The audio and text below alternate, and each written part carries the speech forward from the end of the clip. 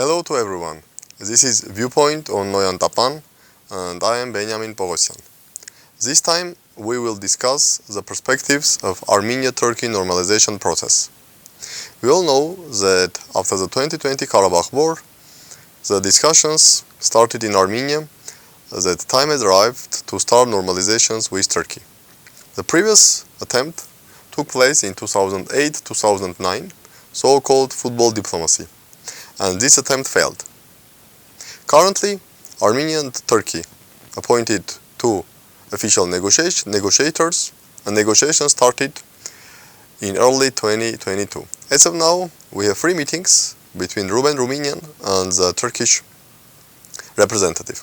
However, for able to understand where this process is going, first let's try to unpack the interests of Turkey in Armenia, both in 2008-2009 process, which failed, and also in current process. First of all, football diplomacy. What were the key Armenian goals? Definitely, the key goal was to drive a wedge between Azerbaijan-Turkey strategic alliance, simultaneously keeping the status quo in Nagorno-Karabakh.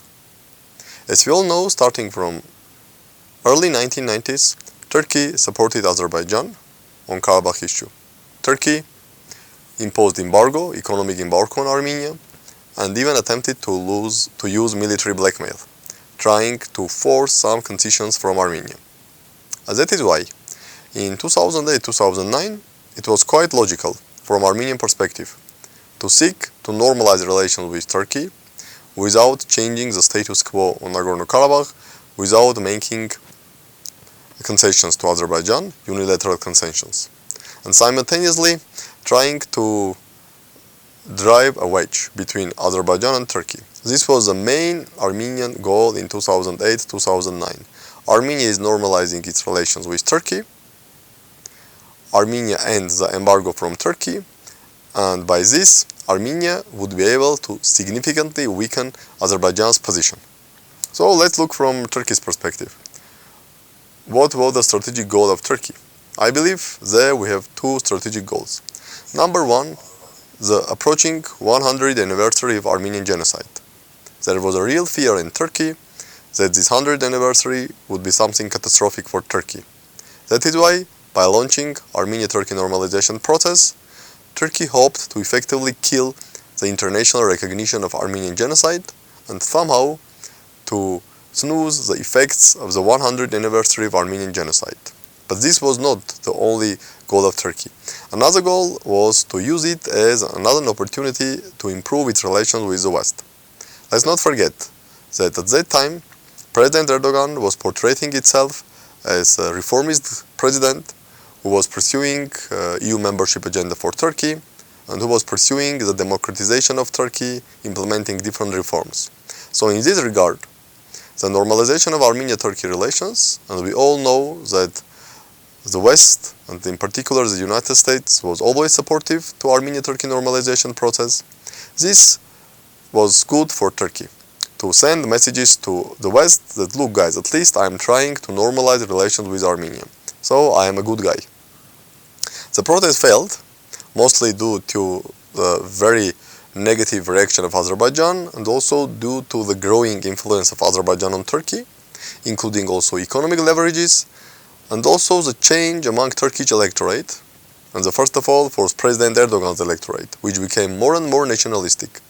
And Azerbaijan used and very well played this nationalistic card then, back in 2008-2009, sending clear messages to Turkish electorate that, look guys, you are going to betray your strategic ally. You are going to betray your brothers, Azerbaijan, if there will be normalization between Turkey and Armenia without unilateral concessions from Armenia on Nagorno-Karabakh issue. And what Azerbaijan understood under these unilateral concessions, it was clear. Armenia should return Nagorno-Karabakh to Azerbaijan. Now let's try to understand what are the strategic goals of Armenia and Turkey now in this new attempt of Armenia-Turkey normalization. Let's start from Armenia. Probably, Armenia is interested to normalize relations with Turkey to get some economic leverage or economic gains. Yes, there are a lot of discussions and a lot of disputes. Is it beneficial for Armenia to open the border with Turkey, or is this only beneficial, or there are also threats and challenges? However, one of the goals for the current Armenian government, by normalizing Armenia-Turkey relations and opening Armenia-Turkey border, definitely is to receive economic gains and economic benefits. This is first of Republic of Armenia's goal. Another goal could be to realize this idea of creating an area of peace in the South Caucasus. This could be another idea, and we all know that current Armenian government is pushing forward the idea that its responsibility and its goal to create a peaceful area in the South Caucasus. So this is another goal, or could be another goal from Republic of Armenia's perspective. Regarding the Nagorno-Karabakh, unfortunately, after the 2020 war, Armenia currently is not a security guarantor of Nagorno-Karabakh, or put it more frankly, what left from Nagorno-Karabakh after the 2020 war. So the Nagorno-Karabakh issue cannot be an obstacle or even a factor in Armenia-Turkey normalizations. Now let's try to understand what could be Turkish goals. So in 2008-2009, the Turkish goals were very clear, and we discussed about them. Frankly speaking, if you look in the current process, I don't see any tangible goals or gains which Turkish Republic or Turkish authorities may receive from launching and realizing Armenia-Turkey normalization process.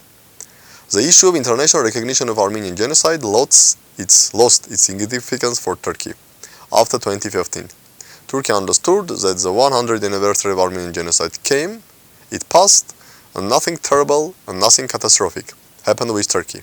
So no need for Turkey now to create an image of good country in the front of West, trying to somehow prevent or weaken the process of international recognition of Armenian genocide. Second, we all know that in the last decade at least, the Turkey-West relations have deteriorated very badly. So now no one in the West perceives President Erdogan as a reformist or as a guy who pursues some European path for Turkey, which means that there could be no goal for Turkey to improve its image in the West by pursuing normalization with Armenia. One of the options why Turkey may be interested in this could be to simply get some benefits or some concessions, in particular from the United States. As I mentioned, United States was always supportive for Armenia-Turkey normalization process, started from 1991, with a very clear goal. If Armenia normalizes relations with Turkey, it means Armenians do not fear from Turkey. If Armenians do not fear from Turkey, most probably they do not need Russian protection, they do not need Russian military base. So the normalization of Armenia-Turkey relations was perceived, and is perceived by the United States, as a very tangible step to weaken the Russian position in South Caucasus and to start the step-by-step pushing out of Russia from Armenia. So currently, the Turkish government and President Erdogan may thought that, okay, if the United States, if you are still interested in Armenia-Turkey normalization, and you believe that this could help you to weaken Russia's position in the South Caucasus, or even push out Russia from Armenia, but I have no such interest. So in that case, please, I need some concessions, I need some benefits. There are different discussions among expert circles that Turkey now is in active discussion with the United States, trying to use the normalization of relations between Armenia and Turkey as a tool to get some concessions from the United States on the supply of new F-16 military jets, and even there are discussions that Turkey would like to see its back to the F-35 military jet program. Of course, on the current epopea of Finland and Sweden membership to NATO, Turkey now has much more leverage on the West in general and on the United States in particular to get concessions, much more important leverages than, for example, the issue of Armenia-Turkey normalization process. But however, this also could be a tool for Turkey in its strategic bargaining with the West and in particular with the United States. However, coming back from Armenian perspective, if we don't believe that the era of peace is going to spread in the South Caucasus, and definitely no serious expert or analyst believes that yes, the peace is very close, and Armenia, Azerbaijan, Turkey are going to very soon live happy life, becoming again friends or brothers or etc. etc. Then we also should understand that no one rejects the possibility of Turkish military pressure on Armenia. Yes, of course, we are the CSTO member state, we have a Russian military base in Armenia, but as we say, no one can predict the future, and Armenia should be prepared for different scenarios. So, from my perspective, one of the reasons why Armenia needs this process, at least the process, is the fact that if there are some strategic changes in the South Caucasus, the Armenia-Turkey normalization process itself will reduce the possibilities of Turkish military actions, and not only against Karabach, jointly with Azerbaijan, but also against Armenia. However, strategically, we see that now Turkey has less incentives to normalize its relations with Armenia than was the case in 2008-2009. While Armenia also has less incentive to normalize its relations with Turkey than was during 2008-2009. Again, everybody understands that it's impossible to put a wedge between Turkey and Azerbaijan by normalizing relations with Turkey now, because unfortunately for us, from Turkish and Azerbaijani perspective, Karabakh conflict is over, and what remains is Karabakh. It simply is an issue which will be solved in one way or another within 5, 10 or even 15 years. So from this perspective, we may argue that while Armenia is maybe still interested in the normalization process with Turkey, also in much less extent than, for example, in 2008-2009, and while Turkey has no tangible interest to normalize relations with Armenia, the key stakeholder here is still United States. And especially after the February 24, when war started in Ukraine, United States is interested to decrease Russian involvement and Russian influence in the post-Soviet space, including South Caucasus.